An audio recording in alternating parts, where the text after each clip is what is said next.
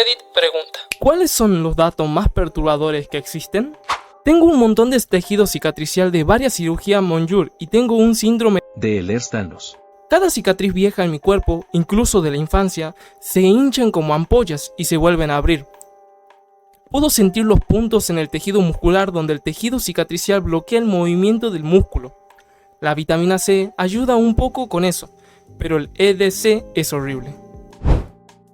Si te quedas sentado en completa oscuridad y en silencio el tiempo suficiente, tu cerebro puede crear sonidos, sombras o hasta la sensación de que alguien te está mirando. Se llama alucinación por privación sensorial. Pasa más rápido de lo que crees. Es divertido, inténtalo. Busca un cuarto tranquilo, interior y apaga todas las luces. Bloquea la luz que se filtra por debajo de la puerta con una toalla, o al menos aléjate de ella. Incluso el brillo más tenue en tu periférico te distraerá y matará el efecto. Solo asegúrate de que todo se vea igual con los ojos abiertos que cuando los cierras, y ya estás a medio camino. Ahora, relájate, deja que tu mente divague y simplemente mira hacia el abismo. Si te aburres, sueña despierto. De hecho, soñar despierto te pone en la mentalidad correcta. En 5 a 10 minutos notarás que tu mente corre a toda velocidad. Si alguna vez has consumido ácido, en ese mismo tipo de flujo de pensamientos loco que tienes justo antes de que empiece a hacer efecto, muy pronto verás manchas de color o incluso movimientos abstractos o remolinos o patrones geométricos por el rabillo de tu ojo. Unos minutos más y estarán justo frente a ti. A estas alturas notarás que estás imaginando eventos y escenas sociales de forma involuntaria, como cuando estás a punto de dormirte. Sigue así el tiempo suficiente y empezarás a alucinar directamente. Si empiezas a escuchar voces de verdad, probablemente sea hora de que te vayas. Diviértete. Existe un trastorno psiquiátrico poco común llamado delirio de Capgras, en el que la persona llega a creer que sus familiares o amigos han sido reemplazados por impostores idénticos. En el cerebro hay una parte encargada de reconocer los rostros y otra que almacena los recuerdos y las emociones asociadas a cada persona. En un cerebro que funciona con normalidad, cuando ves a alguien conocido, no solo identifica su cara, sino que también se activan automáticamente los sentimientos vinculados a esa persona. En el caso del síndrome de Capgras, ese proceso falla. Así, cuando el afectado ve a alguien que reconoce y quiere, experimenta una sensación intensa de que algo no encaja, como si esa persona no fuera realmente quien parece ser. Para resolver esa desconexión, el cerebro construye una explicación, concluye que se trata de un impostor o de un duplicado. Es fácil imaginar la angustia y la paranoia que podría provocar sentir, de repente, que cada persona importante en tu vida parece extraña, como si hubiera sido reemplazada por alguien más. Un primo mío desarrolló este trastorno a comienzos de sus 50 años. Tenemos la misma edad y fuimos juntos a la escuela, fue presidente de la clase en el último año y siempre destacó por su inteligencia y su sentido del humor tan particular. Se convirtió en abogado y, gracias a que era extremadamente cuidadoso con el dinero, pudo jubilarse antes de los 50. Lamentablemente, poco después comenzaron los síntomas de desconexión. Te reconoce, sabe quién eres, pero al mismo tiempo está convencido de que eres un impostor. Tras mudarse nuevamente a casa, la única persona con la que lograba mantenerse relativamente tranquilo era su padre. Desde que comenzó todo, no lo he vuelto a ver. La familia intenta limitar sus interacciones porque puede alterarse cuando está en contacto con amigos cercanos. Es una situación muy triste y difícil para todos. Este trastorno también puede aparecer tras un daño físico en áreas específicas del cerebro, por ejemplo, después de un accidente automovilístico u otro tipo de traumatismo. Recuerdo haber visto un programa sobre un hombre con este diagnóstico, y lo que más me llamó la atención fue que por teléfono se encontraba completamente bien. Es decir, las vías auditivas funcionaban con normalidad, el problema estaba relacionado con el procesamiento visual. En cuanto veía a las personas en la habitación, las percibía como impostores. Pero si hablaba con ellas por teléfono desde otra habitación o desde la casa de al lado, no tenía ningún inconveniente. Incluso tuvo una experiencia similar con su propia casa cuando salió del hospital. Decía que no era su hogar, aunque se veía exactamente igual. Lo llevaban a dar una vuelta a la manzana y, por un momento, parecía estar tranquilo, hasta que el ciclo volvía a repetirse. Tu tatuaje se mantiene en su lugar gracias a una respuesta del sistema inmunológico. Y sí, es algo permanente. De hecho, todo el proceso es bastante interesante. La tinta del tatuaje es un pigmento sólido suspendido en un líquido que se inyecta aproximadamente a 1 a 2 milímetros debajo de la piel, en la dermis. Cuando el cuerpo detecta esa sustancia como algo extraño, los glóbulos blancos acuden a cumplir su función, intentar encapsular y eliminar lo que consideran un contaminante. Sin embargo, las partículas sólidas del pigmento suelen ser demasiado grandes para que puedan desplazarlas con facilidad. Por eso, gran parte de la tinta queda atrapada en el lugar. Con el paso de los años, es posible notar que el tatuaje se difumina o se corre ligeramente. Esto ocurre porque algunas de esas células inmunitarias se mueven lentamente desde el sitio donde se inyectó la tinta, transportando pequeñas cantidades de pigmento. La velocidad a la que esto sucede depende de varios factores, como el tamaño de las partículas y la concentración del color. Además, muchos pigmentos son sensibles a la luz, por lo que la exposición solar puede degradarlos con el tiempo. Por eso, los tonos como el naranja y el amarillo suelen desvanecerse antes que otros colores más oscuros. Cuando se elimina un tatuaje con láser, el procedimiento funciona fragmentando el pigmento en partículas mucho más pequeñas. De esta manera, el sistema inmunológico puede procesarlas y eliminarlas gradualmente a través de los mecanismos naturales del cuerpo. Por eso, usar protector solar no solo protege tu piel, sino que también ayuda a conservar mejor los tatuajes con el paso del tiempo. Una cicatriz no simplemente se forma y ya está, en realidad, es el resultado de un proceso activo y continuo que involucra principalmente al colágeno. Si una persona desarrolla escorbuto, la deficiencia de vitamina C impide que el colágeno se sintetice correctamente. Como consecuencia, los tejidos pierden resistencia, y hasta cicatrices antiguas pueden debilitarse e incluso reabrirse. Es algo que suena increíble, pero está bien documentado en medicina. Hace algunos años, mi mamá fue hospitalizada por un dolor abdominal misterioso. Después de varios estudios, descubrieron que estaba relacionado con el tejido cicatricial de la cesárea que tuvo cuando yo nací. Yo ya tengo más de 40 años, así que imaginar que algo tan antiguo pudiera causar problemas tanto tiempo después fue impactante. Afortunadamente, todo se resolvió con un procedimiento menor. En medio del susto, le dije en broma que, si algún día llegaba a pasarle algo, pondría en su obituario que la causa de muerte fueron complicaciones del parto. El humor nos ayudó a aliviar la tensión, pero la experiencia fue inquietante. Lo que realmente da escalofríos es pensar que las cicatrices no son algo inerte. Tu cuerpo las está manteniendo constantemente, reforzándolas día tras día mediante procesos biológicos que ni siquiera percibimos. Es como si estuvieran siendo sostenidas en silencio todo el tiempo. Y saber que la falta prolongada de una vitamina esencial podría comprometer esa estabilidad suena casi como argumento de una película de terror, pero es real. Lo inquietante es que no se trata de algo visible o dramático, sino de una amenaza sutil. No hay nada persiguiéndote en la oscuridad, es simplemente tu propia biología recordándote que el cuerpo necesita equilibrio para seguir reparando y manteniendo antiguas heridas. Fui a un tour por los campos de batalla de la Primera Guerra Mundial en Flandes hace unos años. Entre parada y parada íbamos en coche por una zona rural aleatoria que estaba más o menos cerca de la primera línea de frente en la Guerra Mundial. No era exactamente en el medio del asunto, pero lo suficientemente cerca como para haber recibido algún que otro proyectil perdido. Literalmente, cada campo por el que pasábamos tenía un montón de proyectiles de mortero oxidados y otras cosas viejas en la entrada, esperando a ser recogidas por el equipo de eliminación del gobierno. Explosivos pudriéndose ahí, al lado de la carretera, tan tranquilo como si nada, como si fuera el día de la basura.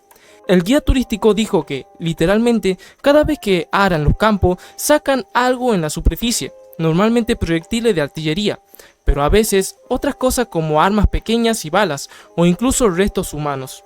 Los montones eran solo la última cosecha de este año que aún no se había recogido. Y esta era zona que no vieron mucha acción, donde se considera seguro cultivar, más de 100 años después. No sé si realmente sea creepy, pero mi abuelo, que peleó en Europa, decía que era casi todo plano hasta después de la guerra, cuando lo arrasaron todo con bulldozer.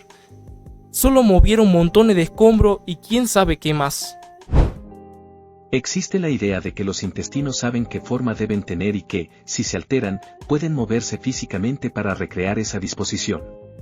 Incluso se dice que, si por alguna razón salieran del cuerpo, se reorganizarían por sí solos para recuperar la misma forma que tenían dentro del abdomen. Es un dato que suena fascinante y un poco inquietante, porque parece casi como si tuvieran memoria propia. Sin embargo, eso no es del todo correcto. Si los intestinos se extraen del cuerpo, no se reorganizan mágicamente en su disposición anatómica perfecta. Sí pueden moverse y contraerse, ya que poseen actividad muscular propia, peristalsis, pero esos movimientos no están dirigidos a reconstruir intencionalmente su configuración original. Son contracciones automáticas, no un intento consciente de volver a su lugar. En realidad, los intestinos están sostenidos y organizados por una estructura llamada mesenterio, una membrana que los fija a la pared posterior del abdomen y que contiene vasos sanguíneos, nervios y tejido de soporte. Esta estructura es la que mantiene el intestino delgado correctamente distribuido dentro de la cavidad abdominal. Sin ese anclaje, no existiría una forma predeterminada a la que regresar. En otras palabras, los intestinos no tienen memoria de una disposición específica ni reforman deliberadamente su configuración dentro del cuerpo.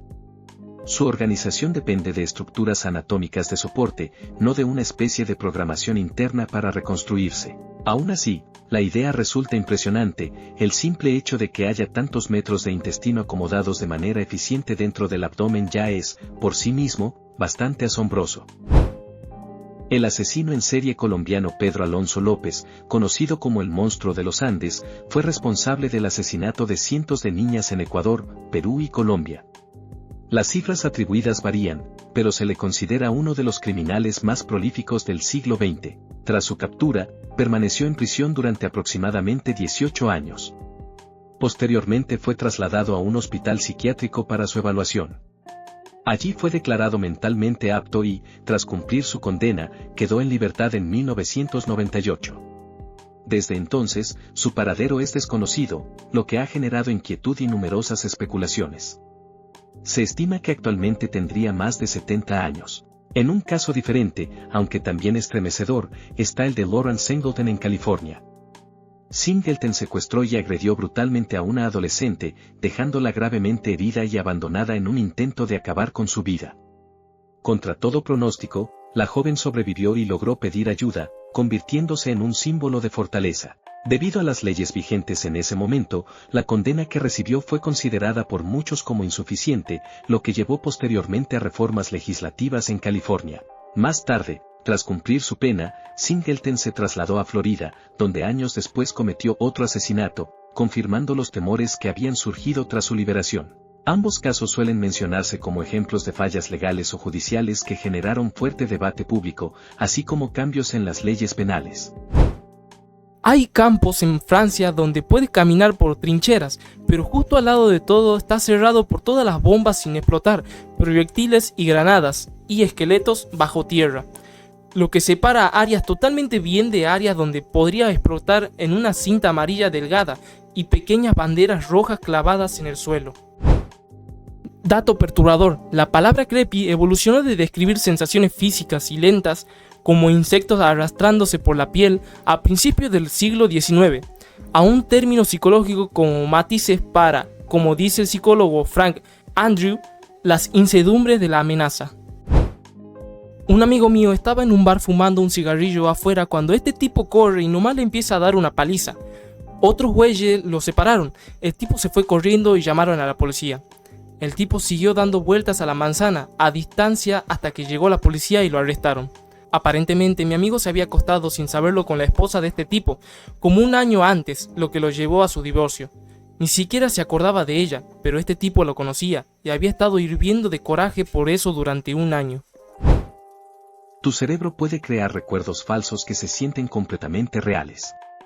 Es posible que algunos, o incluso muchos, de tus recuerdos de la infancia estén basados en historias que escuchaste tantas veces que terminaste imaginando los detalles como si realmente los hubieras vivido. Con el tiempo, esas imágenes mentales pueden sentirse tan auténticas como cualquier experiencia directa. De hecho, casi ningún recuerdo es una grabación perfecta de lo que ocurrió. La mayoría están basados en hechos reales. Pero, salvo en casos excepcionales de memoria idética, nuestros recuerdos son reconstrucciones. Y ahí está lo más inquietante, cada vez que recuerdas algo, no estás accediendo al archivo original intacto. Estás reconstruyendo esa memoria, y luego tu cerebro la vuelve a guardar. En ese proceso, pueden cambiar pequeños detalles, matices emocionales o incluso partes importantes. Con los años, esas pequeñas modificaciones acumuladas pueden distorsionar bastante la versión original, como una imagen que se copia una y otra vez hasta perder nitidez. También es posible influir en la creación de recuerdos falsos de manera intencional. Cuando estudiaba psicología y neurología en la universidad, decidí experimentar conmigo mismo e intenté implantarme un recuerdo falso. En ese momento parecía una idea interesante. Sin embargo, han pasado décadas y ya no recuerdo cuál era ese recuerdo inventado. Los apuntes donde lo había registrado tampoco existen.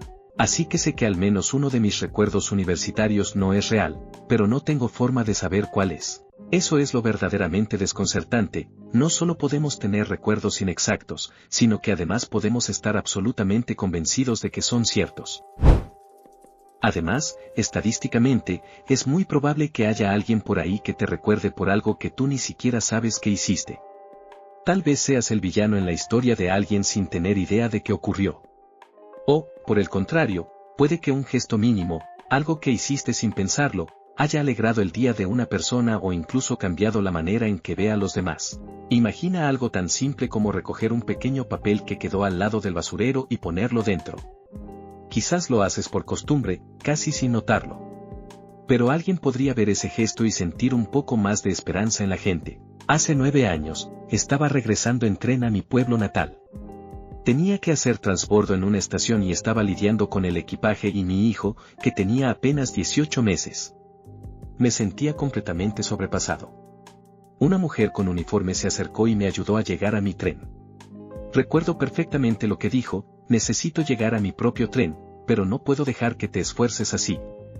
Ese gesto tan simple significó muchísimo para mí. Pensé en ella casi todos los días durante varios meses. Tiempo después, cuando viajaba de regreso a la ciudad donde vivía entonces, noté que ella era la conductora del tren en el que iba. No quise interrumpirla mientras trabajaba, así que decidí enviar un mensaje a su empleador a través de redes sociales. Les expliqué que probablemente no me recordaría, pero que me había ayudado en un momento en que me sentía desbordado, y les pedí que, si era posible, le transmitieran mi agradecimiento. Incluso hoy, todavía pienso en esa mujer al menos una vez al mes. Y me impresiona aún más recordar que no solo estaba esperando un tren aquel día, sino que además era quien lo conducía. Desde entonces, intento conscientemente ser ese pequeño héroe en la historia de alguien más, ofrecerme a tomar una foto si veo a un padre o madre solos con sus hijos en una atracción, ayudar a un vecino si necesita llegar a una cita urgente, o simplemente prestar atención cuando alguien parece necesitar una mano. Nunca sabes qué gesto mínimo puede quedarse grabado en la memoria de otra persona durante años. Hace poco me enteré de que un montón de gente en la preparatoria me conocía como el tipo que hacía pistolas con los dedos. Yo estaba en plan what the fuck, ni me acuerdo de haber hecho eso ni una vez, pero al parecer era algo muy mío hace unos 30 años. Las motosierras se inventaron para los partos. Y otro dato perturbador sobre romper el hueso pélvico es que en Irlanda, después de que las cesáreas se volvieran algo común, los doctores por muchos años continuaron rompiendo las pelvis de mujeres católicas, a menudo dejándolas con dolor y discapacidad de por vida, porque la Iglesia Católica veía las cesáreas como algo impío, y era más apropiado que las mujeres católicas dieran a luz por su parte íntima, ya que eso aumentaba sus posibilidades de tener más bebés en el futuro. Obviamente, no le daban a las mujeres la opción y no le explicaban ninguno de los riesgos. Mientras tanto, no le importaban las mujeres de otras religiones, así que no tenían problema con que se hicieran una cesárea. Tus ojos tienen un sistema inmune separado del resto de tu cuerpo. Si tu sistema inmune principal se entera de que existen tus ojos, lo tratará como una amenaza extranjera e intentará disolverlos. Básicamente andas por ahí con dos compañeros de piso que nunca pueden conocerse, porque uno de ellos definitivamente intentará asesinar al otro. Cuanto más lento te mueves por el espacio, más rápido avanzas por el tiempo. Y cuanto más rápido te desplazas por el espacio, más lentamente transcurre el tiempo para ti. Este fenómeno no es ciencia ficción, sino una consecuencia de la relatividad especial propuesta por Albert Einstein. Por eso, por ejemplo, los astronautas envejecen ligeramente más despacio mientras están en órbita. La diferencia es mínima, pero medible. De hecho, misiones en la Estación Espacial Internacional han confirmado este efecto con relojes atómicos de gran precisión. En el caso extremo de los fotones, las partículas de luz, desde su propio marco de referencia no experimentan el paso del tiempo. Para un fotón, el momento de su emisión y el de su absorción ocurren instantáneamente. Es una idea difícil de asimilar. Lo que realmente invita a reflexionar es que solemos pensar en el tiempo como algo constante y uniforme, pero rara vez consideramos que estamos en constante movimiento. Estamos de pie sobre un planeta que gira sobre su eje a cientos de kilómetros por hora, dependiendo de la latitud, que orbita alrededor del Sol a unos 30 kilómetros por segundo. A su vez, el Sol se mueve dentro de la Vía Láctea a una velocidad enorme, y nuestra galaxia también se desplaza a través del universo. Todo esto implica que, si existiera algo como un paso del tiempo neutral o absoluto, ciertamente no lo estaríamos experimentando. Nuestra percepción del tiempo está inevitablemente ligada al movimiento. Vivimos dentro de un sistema cósmico dinámico, donde espacio y tiempo no son escenarios separados, sino partes de la misma estructura en constante cambio. Y aún así, aquí estamos, sintiendo que el tiempo simplemente pasa. Si tienes tinnitus, acúfenos, es posible que nunca vuelvas a experimentar el silencio absoluto, incluso si llegaras a perder la audición. En mi caso, por lo que sé, nací con ello. El primer recuerdo que tengo es de cuando tenía unos 5 años, en el sótano silencioso de nuestra casa. Escuchaba ese sonido constante y pensaba que era normal, que todo el mundo oía algo parecido cuando estaba en un lugar tranquilo. A los 18 años, durante una consulta médica de rutina, mi doctor me hizo las preguntas habituales, entre ellas si escuchaba un zumbido en los oídos. Siempre había respondido que no, porque no estaba seguro de qué significaba exactamente zumbido. Esa vez dije que sí, pero añadí, ¿no lo escucha todo el mundo? El médico, con total seriedad, me respondió que no. Entonces le expliqué que lo había tenido desde siempre. Recuerdo sentirme confundido y algo decepcionado al darme cuenta de que no era algo universal. Lo curioso es que, como nunca he conocido el silencio absoluto, no siento que esté perdiéndome algo concreto. Para mí, ese sonido de fondo siempre ha sido parte de la experiencia de estar en un lugar callado. Sin embargo, sé que para muchas personas que desarrollan tinnitus más adelante en la vida puede ser extremadamente angustiante. También debo admitir que durante mi adolescencia y hasta finales de mis 20 escuchaba música en el coche a un volumen excesivamente alto. Con el tiempo, el zumbido se volvió mucho más intenso que cuando era niño. Ahora lo percibo prácticamente todo el tiempo, incluso en ambientes ruidosos. Si algo puedo decir con certeza es, cuida tu audición. Evita la exposición prolongada a volúmenes altos y utiliza protección cuando sea necesario. El cerebro puede acostumbrarse al ruido constante hasta el punto de que casi lo ignoras, pero eso no significa que haya desaparecido. En cierto sentido, aprendes a convivir con él. Paradójicamente, incluso en casos de pérdida auditiva, el tinnitus puede intensificarse. Puede que no escuches sonidos externos con claridad, pero eso no necesariamente significa que experimentes el silencio como lo imaginas. A veces, el único sonido que permanece es ese que viene desde dentro. Debido a que alrededor del 90 a 95% del territorio de Australia está muy poco poblado, a veces surge la idea de que podrían existir criminales que pasen desapercibidos durante largos periodos, con víctimas perdidas en regiones remotas. Es una hipótesis que suele aparecer en documentales y debates sobre criminología, aunque también se mezcla con mitos y exageraciones. Recuerdo un episodio de River Monsters en el que Jeremy Wade estaba en un río remoto de Australia hablando con pescadores locales. El camarógrafo filmaba desde cierta distancia, por lo que no se distinguían claramente sus rostros. Más tarde, Wade explicó que en algunas zonas aisladas viven personas que prefieren mantenerse fuera del foco público por diversas razones legales o personales, y por eso el equipo respetaba cierta distancia. Ese tipo de situaciones alimenta la percepción de misterio en torno a las regiones más apartadas. Sin embargo, la idea de asesinos perfectos operando sin dejar rastro entra fácilmente en el terreno de la especulación. En cualquier país grande, ya sea Australia o en partes remotas de Norteamérica, existen zonas despobladas, pero también hay avances significativos en tecnología forense, análisis de datos y cooperación internacional que hacen cada vez más difícil desaparecer sin dejar huella. Es cierto que no siempre es sencillo localizar a personas desaparecidas, especialmente en entornos naturales extremos. Aún así, las autoridades combinan métodos modernos con técnicas tradicionales que siguen siendo eficaces. En regiones nevadas, por ejemplo, Los equipos de búsqueda pueden analizar patrones en el terreno o incluso observar la actividad de aves carroñeras cuando la nieve comienza a derretirse. Un caso reciente en la naturaleza salvaje de Tasmania demostró que muchas veces los hallazgos no son producto del azar, sino del trabajo constante y coordinado de investigadores y voluntarios durante años. Detrás de cada resolución suele haber un esfuerzo persistente y meticuloso. En definitiva, las zonas remotas pueden generar una sensación de inquietud o misterio, pero entre la realidad y la leyenda urbana suele haber una diferencia importante. Un dato perturbador es que en Francia te puedes casar legalmente con una persona muerta si puedes demostrar que tiene la intención de casarse contigo. Un dato perturbador es que los patos tienen el pilín más grande de todas las aves, con forma de sacacorchos. Esto es porque gran parte de su apareamiento es, para decirlo simple, un abuso en grupo, con hasta 20 machos golpeando y picoteando a una sola hembra hasta someterla mientras se turnan para montarla, hasta el punto de que hay literalmente una carrera armamentista evolutiva entre una parte íntima con pasajes falsos y callejones sin salida para resistir la inseminación forzada, y un pilín más largo y más hábil para eludir mejor estas defensas. El 10º presidente de los Estados Unidos, John Tyler, nació en la época de George Washington. El nieto de Tyler murió el año pasado, ya en sus 90. ¿Cómo es posible? John Tyler y su hijo se convirtieron en padres a una edad muy avanzada, así que, en solo 3 generaciones, los Tyler vivieron durante todos los presidentes de los Estados Unidos. El simple hecho de que exista la fatal familial insomnie ya resulta inquietante.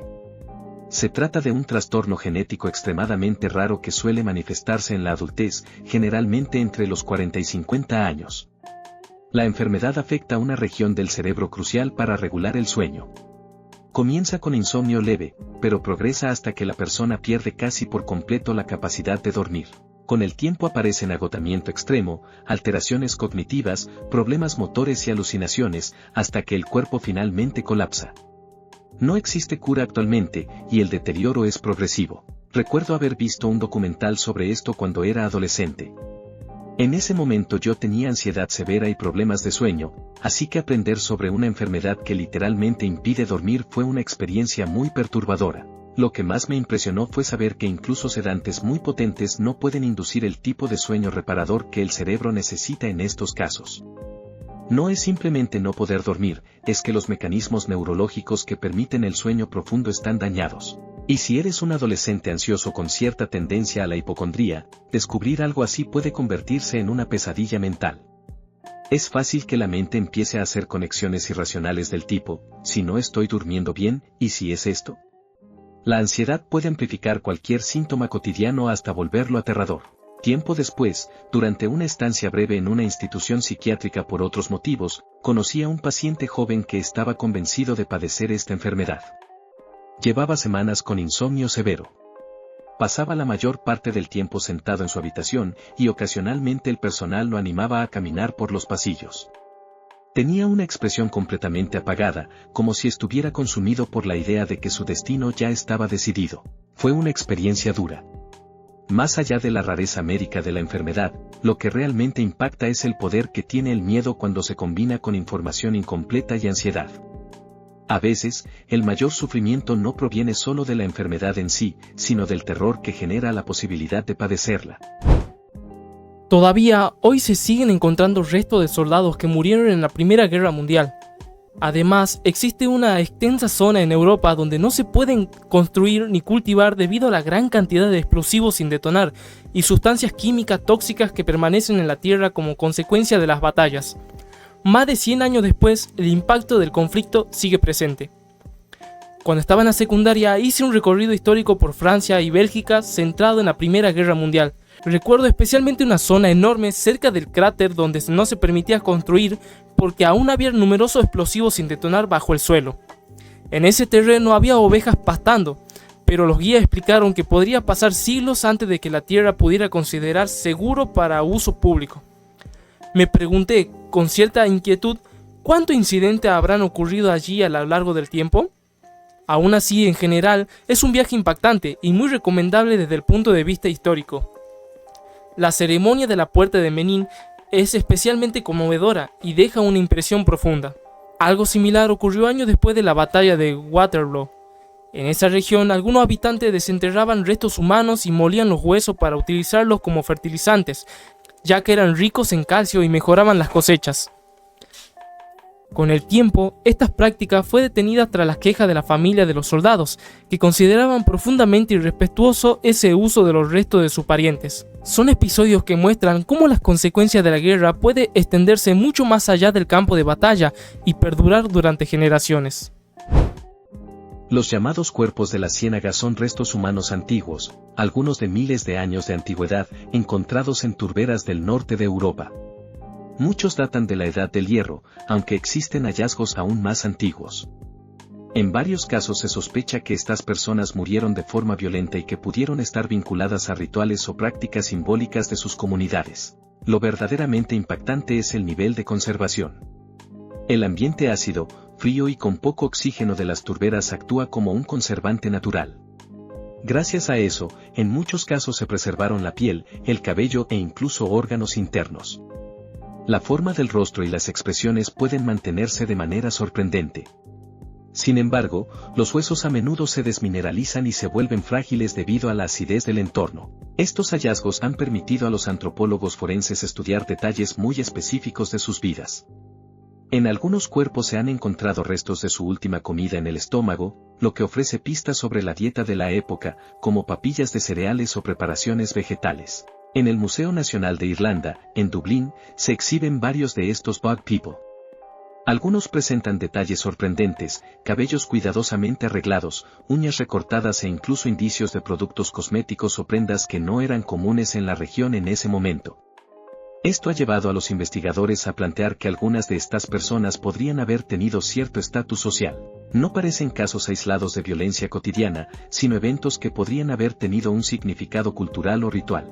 En ciertos hallazgos, los cuerpos fueron colocados o fijados deliberadamente en la turba, lo que ha dado lugar a teorías sobre límites territoriales, castigos o sacrificios simbólicos.